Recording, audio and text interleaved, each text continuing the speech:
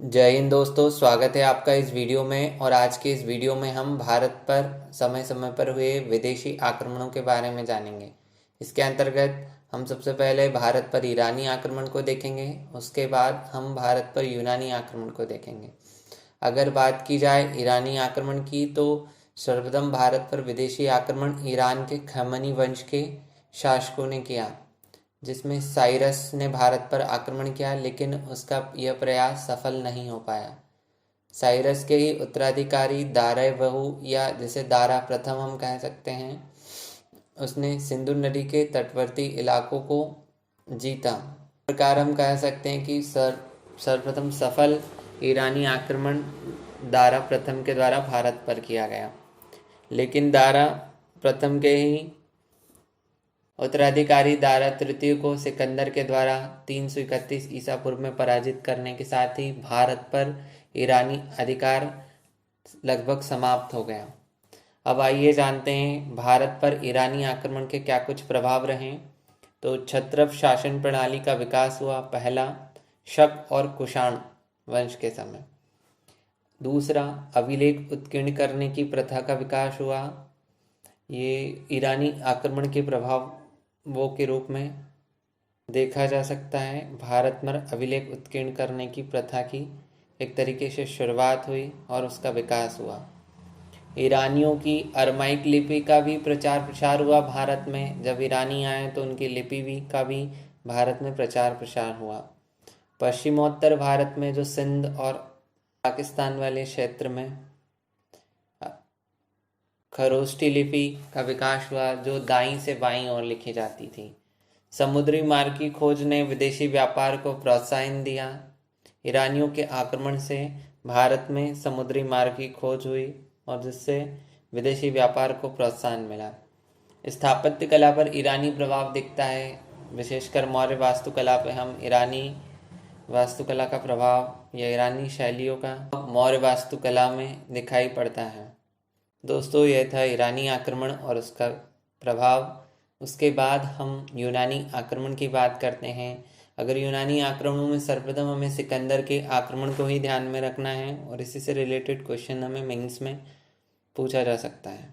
अब बात करते हैं यूनानी आक्रमण की। तो यूनानी आक्रमण सिकंदर ने 326 ईसा पूर्व में खैबर दर्रे को पार करके तक्षशिला के शासक जो आम्बी था उसको पराजित किया, या हम कह सकते हैं कि आम्बी ने सिकंदर के समक्ष समर्पण कर दिया। हमें एक जानकारी और मिलती है कि सिकंदर ने भारत में प्रवेश खैबर दर्रे से किया था।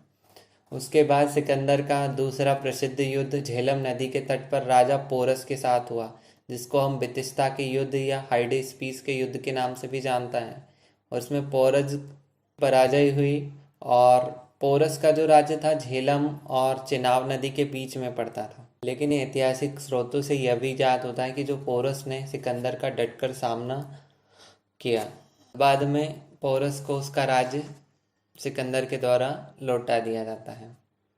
अब बात करते हैं सिकंदर के बारे में कुछ जानते हैं। तो हमने जैसा देखा जाना कि इसने खैबर दर्रे को पार करके भारत में प्रवेश किया 326 ईसा पूर्व में। उसके बाद इसने दो नगरों की स्थापना की। पहला था निकैया विजयनगर, विजय प्राप्त करने के उपलक्ष्य में, और दूसरा अपने प्रिय घोड़े के नाम पर बुकाफेला। फैक्ट पीटी के हिसाब से काफ़ी इम्पोर्टेंट हो जाता है। और सिकंदर लगभग 19 वर्ष भारत में रहा और सिकंदर के गुरु थे अरस्तु।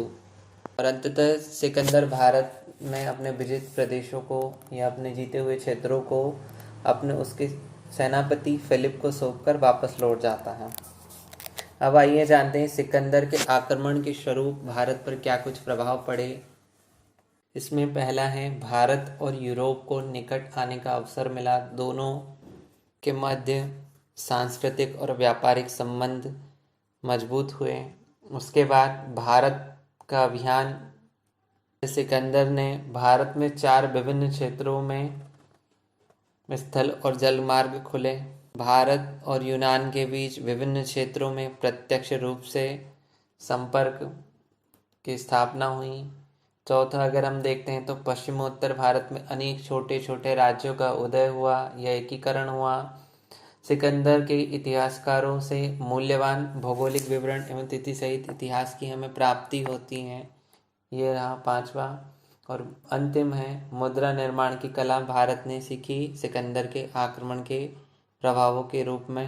आइए अब जानते हैं इस वीडियो के सबसे इम्पोर्टेंट टॉपिक के बारे में कि ऐसे क्या कुछ कारण थे कि जो सिकंदर को भारत में सफलता मिली। तो हम कह सकते हैं कि उस समय भारत में कोई केंद्रीय सत्ता नहीं थी। जिस तरीके से आज हमारी सेंट्रल गवर्नमेंट होती है, उस तरीके से संपूर्ण भारत के लिए कोई एक केंद्रीय संस्था नहीं थी। राज्य आपस में बटे हुए थे, इसलिए सिकंदर को ज़्यादा मुश्किलों का सामना नहीं करना पड़ा भारत के विभिन्न भागों में विजय प्राप्त करने में। दूसरा हम देखते हैं कि सिकंदर के पास जो थे प्रशिक्षित सैन्य शक्ति थी या सैन्य बल था, जो उसकी सफलता के रूप में एक महत्वपूर्ण कारण था।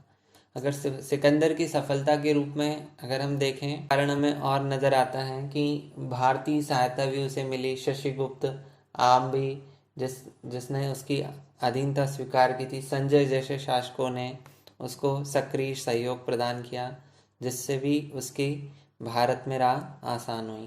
दोस्तों, इसी तरह फिर मिलेंगे किसी अन्य नए टॉपिक्स के साथ। अगर आपको ये वीडियो पसंद आए तो प्लीज़ वीडियो को लाइक कीजिए और चैनल को सब्सक्राइब कीजिए और अपने दोस्तों के साथ शेयर कीजिए। धन्यवाद।